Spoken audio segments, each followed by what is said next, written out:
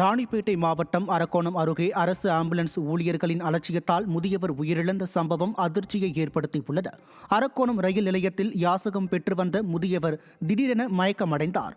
தகவல் அறிந்து அங்கு வந்த ஆம்புலன்ஸ் ஊழியர்கள் முதியவருடன் யாரும் இல்லாததால் அவரை மேல் சிகிச்சைக்காக மருத்துவமனை கொண்டு செல்லாமல் அங்கேயே விட்டு சென்ற சிறிது நேரத்தில் அவர் உயிரிழந்தார். ஆழ்ந்த உறக்கத்தில் இருக்கும் அமைச்சர் மாசு தனது கட்டுப்பாட்டில் உள்ள மக்கள் நல்வாழ்வுத்துறையை கண்டு கொள்வதே இல்லை என்பதற்கு இதுவே சாட்சி என மக்கள் விமர்சிக்கின்றனர். திண்டுக்கல் மாவட்டம் குருசாமி பள்ளம் பகுதியில் காட்டெருமைகள் அட்டூழியத்தை அடக்க இதுவரை வனத்துறையினர் நடவடிக்கையும் எடுக்காததை கண்டித்து பொதுமக்கள் சாலை மறியல் போராட்டத்தில் ஈடுபட்டனர். காட்டெருமைகள் கூட்டம் கூட்டமாக உலா வருவதால் பள்ளி குழந்தைகள், முதியவர்கள் பெரும் அச்சத்துடன் சென்று வருவதாக பொதுமக்கள் குற்றம் சாட்டியுள்ளனர். மேலும் அப்பகுதியில் பொதி சுமக்கும் குதிரையை காட்டெருமைகள் தாக்கிய நிலையில் திறனற்ற திமுக அரசின் வனத்துறை கண்டு கொள்ளாதது பொதுமக்களிடையே ஆத்திரத்தை ஏற்படுத்தியுள்ளது. தருமபுரி புதிய பேருந்து நிலையம் திறப்பால் தங்கள் வாழ்வாதாரத்தை இழந்து பாதிக்கப்பட்டுள்ளதாக வியாபாரிகள் கவலை தெரிவித்துள்ளனர். பழைய பேருந்து நிலையத்தில் 200க்கும் மேற்பட்ட கடைகளை வணிகர்கள், சிறு குறு வியாபாரிகள் நடத்தி வருகின்றனர். இந்நிலையில் பெங்களூர் தேசிய நெடுஞ்சாலையில் புதிய பேருந்து நிலையம் திறப்பால் பேருந்துகள் அனைத்தும் பழைய பேருந்து நிலையம் வராததால் வாடிக்கையாளர்கள் இன்றி தவிப்பதாக வியாபாரிகள் வேதனை தெரிவித்துள்ளனர். மதுரை மாவட்டம் முசிலம்பட்டியில் மின் மயானத்தில் குப்பைகள் மலை போல குட்டி எரியூட்டப்படுவதால் நோய் தொற்று ஏற்படுவதாக குற்றம் சாட்டிய பொதுமக்கள் நகராட்சி வாகனத்தை சிறைப்பிடித்ததால் பரபரப்பு ஏற்பட்டது. வாகனத்தோடு சேர்த்து ஊழியர்களையும் மின் மயான வளாகத்திலேயே வைத்து பூட்டி வைத்த பொதுமக்கள் திடீர் போராட்டத்தில் ஈடுபட்டனர்.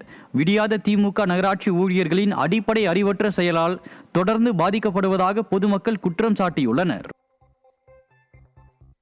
வேலூர் மாவட்டம் பேரணாம்பட்டு அருகே காப்பு காட்டில் உயிரிழந்த காட்டு யானைகளின் தந்தத்தை கொள்ளையடித்த 2 சிக்கினர். கடந்த 2 மாதங்களுக்கு முன்பு காப்பு காட்டு பகுதியில் வைரஸ் தாக்கி ஒரு குட்டி யானை உள்பட 4 யானைகள் உயிரிழந்தன. இந்த யானைகளின் தந்தத்தை விற்பதற்காக கொள்ளையடித்த ஆந்திராவைச் சேர்ந்த 2 சிக்கிய நிலையில் திறனற்ற திமுக அரசின் வனத்துறை அலட்சியமே இதுபோன்ற சம்பவங்களுக்கு காரணம் என குற்றச்சாட்டு எழுந்துள்ளது. செங்கல்பட்டு மாவட்டம் மதுராந்தகம் அருகே விபத்தில் இறந்தவரின் உடலை வாங்க மறுத்த உறவினர்கள் காவல் நிலையத்தை முற்றுகையிட்டதால் பரபரப்பு ஏற்பட்டது. கடந்த 5ஆம் தேதி பெரியவேலி கிராமத்தைச் சேர்ந்த சரவணன் என்பவர் விபத்தில் சிக்கி மருத்துவமனையில் சிகிச்சை பலனின்றி உயிரிழந்தார். அவர் மீது என்ன வாகனம் மோதியது குறித்து கேட்டபோது அலட்சியத்துடன் காவல்துறை பதில் அளித்ததை கண்டித்து உயிரிழந்த சரவணனின் உறவினர்கள் காவல் நிலையத்தை முற்றுகையிட்டனர். செங்கல்பட்டு வச்சு அவர் முடியாதுன்னு சொல்லிட்டாங்க. நாங்க அந்த அலைச்சல் இருந்தா கேஸ் கொடுக்க முடியல. இங்கேருந்து போலீஸ் ஸ்டேஷனும் எங்களுக்கு எந்த ஒரு காலம் பண்ணல, எதுவும் பண்ணல, சேவ்டேஷன் எதுவும் தெரியல எங்களுக்கு. அதனால நாங்களும் வந்துட்டு நாங்கள் பார்க்கவும் முடியல, அவங்கள எதுவுமே கேட்க முடியல. இப்போ இன்னைக்கு இந்த 7ஆம் தேதி நைட்டு ஒரு காலைல வெடிகளில் ஒரு 3 மணிக்கு வந்து அங்கே இறந்துட்டு இருக்கிறாங்க. நாங்கள் இந்த பாடியை நாங்கள் வாங்குறதா இப்படின்னே தெரியாமல் மறுபடியும் ஸ்டேஷனுக்கு வந்து கம்ப்ளைண்ட் கூட ஒரு ஆக்ஷனுமே எடுக்கல. இது வரைக்கும் 2 நாளாவே ஒரு ஆக்ஷனுமே எடுக்கல. அது நார்மலாவே அப்படியே இருக்கு. இப்போ எங்கள் அண்ணனை நம்பி அவங்க ஒய்ஃப் இருக்காங்க, அவங்களுக்கு 3 பொண்ணுங்க இருக்காங்க. இப்போ அவங்களுக்கு எதனா பண்ணணும். எங்க அண்ணனுக்கு இப்படி ஆச்சு. ஃபர்ஸ்ட் எங்க அண்ணனுக்கு என்ன நடந்துச்சு தெரியல. யாருன்னா வெட்டி போட்டாங்களா, அடிச்சு போட்டாங்களா, இல்ல அடிச்சு அந்த போட்டுட்டாங்களா, இல்ல ஆக்சிடென்ட் ஆச்சு, எதுவுமே தெரியாம இருக்கு இப்போ எங்களுக்கு.